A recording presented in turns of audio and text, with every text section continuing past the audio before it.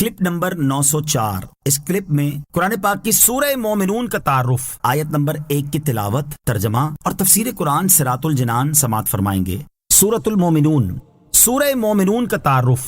مقام نزول، سورہ مومنون مکہ مکرمہ میں نازل ہوئی ہے۔ رکوع اور آیات کی تعداد، اس میں 6 رکوع اور 118 آیتیں ہیں۔ مومنون نام رکھنے کی وجہ، اس سورت کی ابتدا میں مومنوں کی کامیابی، ان کے اوصاف اور آخرت میں ان کی جزا بیان کی گئی ہے۔ اس مناسبت سے سورت کا نام سورہ مومنون رکھا گیا ہے۔ سورہ مومنون کی فضیلت حضرت یزید بن بابنوس رضی اللہ تعالی عنہ سے مروی ہے کہ ہم نے حضرت عائشہ صدیقہ رضی اللہ تعالی عنہا سے عرض کی، اے ام المومنین رضی اللہ تعالی عنہا، حضور پرنور علیہ الصلوۃ والسلام کے اخلاق کیسے تھے؟ ارشاد فرمایا، حضور اقدس علیہ الصلوۃ والسلام کا خلق قرآن تھا۔ پھر فرمایا، تم سورہ مومنون پڑھتے ہو تو پڑھو۔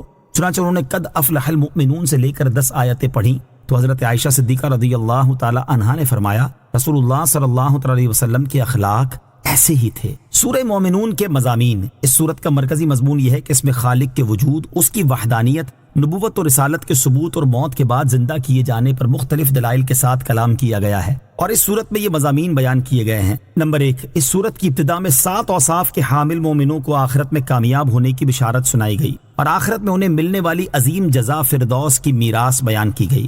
نمبر 2، اللہ تعالیٰ کے وجود، اس کی وحدانیت اور قدرت پر انسان کی مختلف مراحل میں تخلیق، آسمانوں کو کسی سابقہ مثال کے بغیر پیدا کرنے، باغات اور نباتات کی نشو و نما کے لیے آسمان کی طرف سے پانی نازل کرنے، انسان کے لیے مختلف منافع والے جانور پیدا کرنے، اور سامان کی نقل و حمل اور سواری کے لیے کشتیوں کو انسان کے تابع کرنے کے ساتھ استدلال کیا گیا ہے۔ نمبر 3، مشرکین کی طرف سے پہنچنے والی اذیتوں پر اپنے حبیب علیہ الصلوۃ والسلام کو تسلی دینے کے لیے اللہ تعالیٰ نے حضرت نوح، حضرت ہود، حضرت موسیٰ، حضرت ہارون، حضرت عیسیٰ علیہ الصلوۃ والسلام اور ان کی والدہ حضرت مریم رضی اللہ تعالی عنہا کے واقعات بیان فرمائے۔ نمبر 4، دین اسلام قبول کرنے سے تکبر کرنے پر نیز اللہ تعالیٰ کے حبیب علیہ الصلوۃ والسلام کی طرف جنون اور جادوگر ہونے وغیرہ کی نسبت کرنے پر، اور سید المرسلین صلی اللہ علیہ وسلم کی رسالت پر ایمان نہ لانے کی وجہ سے کفار مکہ کو سرزنش کی گئی اور عذاب کی وعید سنائی گئی، اور انہیں قیامت کے دن پہنچنے والے عذاب اور سختی کی خبر دی گئی، اور ان کے سامنے مرنے کے بعد دوبارہ زندہ کیے جانے پر مختلف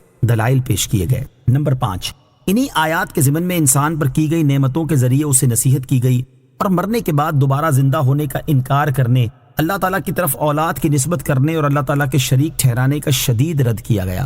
نمبر 6، حساب کے وقت کی شدتیں اور ہولناکیاں بیان کی گئیں۔ نمبر 7، قیامت کے دن لوگوں کو سعادت مند اور بدبخت 2 گروہوں میں تقسیم کر دیے جانے کا ذکر کیا گیا۔ نمبر 8، اس دن نسب کے فائدہ مند نہ ہونے کو بیان کیا گیا، اور کفار کی دنیا کی طرف لوٹ جانے اور نیک اعمال بجا لانے کی تمنا بیان کی گئی۔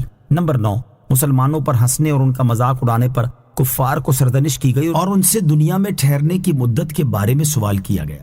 نمبر 10، بتوں کی پوجا کرنے والوں کو خسارے اور نیک اعمال کرنے والے اہل ایمان کی نجات اور ان پر اللہ تعالیٰ کی رحمت و مغفرت کا ذکر کیا گیا۔ سورہ حج کے ساتھ مناسبت، سورہ مومنون کی اپنے سے ماقبل سورت حج کے ساتھ مناسبت یہ ہے کہ سورہ حج کے آخر میں مسلمانوں کو اخروی کامیابی حاصل ہونے کی امید پر اچھے اعمال کرنے کا حکم دیا گیا، اور سورہ مومنون کی ابتدا میں وہ اچھے کام بتا دیے گئے جن سے مسلمان اخروی کامیابی حاصل کر سکتے ہیں۔ بسم اللہ الرحمن الرحیم۔ ترجمہ، اللہ کے نام سے شروع جو نہایت مہربان رحمت والا ہے۔ قد افلح المؤمنون۔ ترجمہ، بے شک ایمان والے کامیاب ہو گئے۔ قد افلح، بے شک کامیاب ہو گئے۔ اس آیت میں ایمان والوں کو بشارت دی گئی ہے کہ بے شک وہ اللہ تعالیٰ کے فضل سے اپنے مقصد میں کامیاب ہو گئے اور ہمیشہ کے لیے جنت میں داخل ہو کر ہر ناپسندیدہ چیز سے نجات پائیں گے۔ حقیقی کامیابی حاصل کرنے کے لیے ایمان پر خاتمہ ضروری ہے۔ یاد رہے کہ ہر ایک نے موت کا کڑوا ترین ذائقہ چکھ کر اس دنیا سے کوچ کرنا ہے، اور قیامت کے دن سب کو اپنے اعمال کا بدلہ پانا ہے، اور جسے اس دن جہنم کے دردناک عذابات سے بچا لیا گیا اور بے مثل نعمتوں کی جگہ جنت میں داخل کر دیا گیا، وہی حقیقی طور پر کامیاب ہے، جیسا کہ اللہ تعالیٰ ارشاد فرماتا ہے، کل نفس ذائقۃ الموت وانما توفون اجورکم یوم القیامہ فمن زحزح عن النار وادخل الجنۃ فقد فاز۔ ترجمہ، ہر جان موت کا مزہ چکھنے والی ہے، اور قیامت کے دن تمہیں تمہارے اجر پورے دیے جائیں گے، تو جسے آگ سے بچا لیا گیا اور جنت میں داخل کر دیا گیا تو وہ کامیاب ہو گیا۔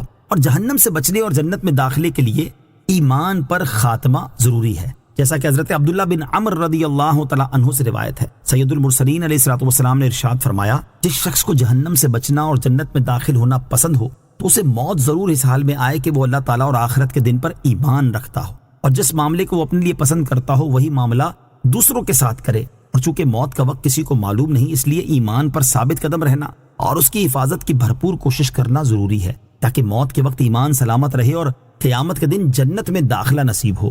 سورہ مومنون کی ابتدائی 10 آیات کی فضیلت۔ سورہ مومنون کی ابتدائی 10 آیات کے بارے میں حضرت عمر بن خطاب رضی اللہ تعالیٰ عنہ فرماتے ہیں، جب نبی اکرم علیہ الصلوۃ والسلام پر وحی نازل ہوتی تو آپ کے چہرہ اقدس کے پاس مکھیوں کی بن بناہٹ کی طرح آواز سنائی دیتی۔